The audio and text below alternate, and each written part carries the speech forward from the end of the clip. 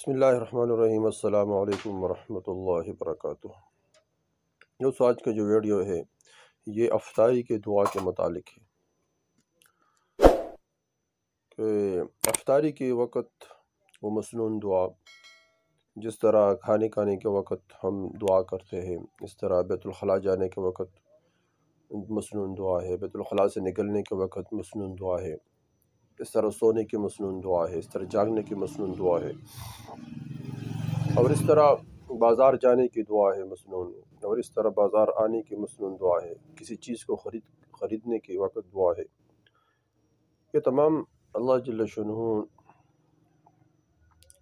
نے حضور صلی اللہ علیہ وسلم کے جو سنتیں ہیں اس میں ہدایت رکھی ہے، یہ تمام سنتیں ہیں۔ اور اللہ کے رسول نے فرمایا جس نے شرور و فساد کے دور میں ایک سنت کو زندہ کر دیا، 100 شہید، اس کو 100 شہیدوں کا اجر ملے گا، 100 شہید۔ شہید کے بارے میں اللہ جل شانہ فرماتے ہیں لا تقولوا لمن يقتل في سبيل الله اموات بل احیاء ولکن لا تشعرون، تم اس کو مردہ نہ کہا کرو، وہ زندہ ہے لیکن تم جانتے نہیں، شعور نہیں رکھتے۔ حدیث شریف میں آتا ہے کہ شہید کا خون زمین پہ گرنے سے پہلے اللہ جل شانہ اس کو معاف فرماتے، اس کی بخشش کرتے، اس کے تمام گناہوں کی معافرت ہو جاتی۔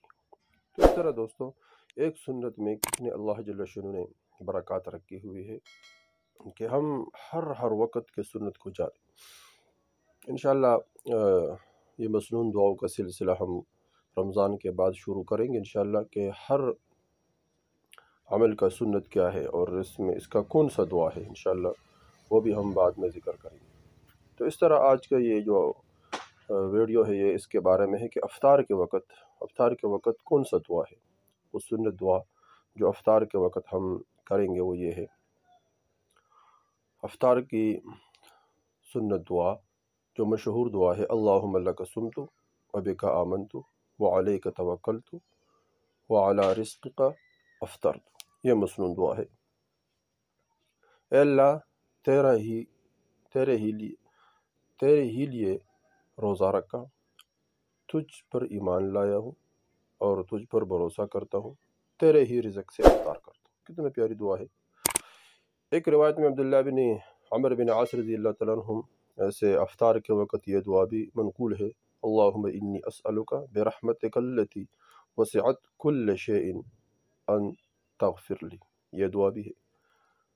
اور حضور صلی اللہ علیہ وسلم سے یہ دعا بھی منقول ہے، یا واسع الفضل اغفر لی، اے وسیع عطا والے میری مغفرت فرما۔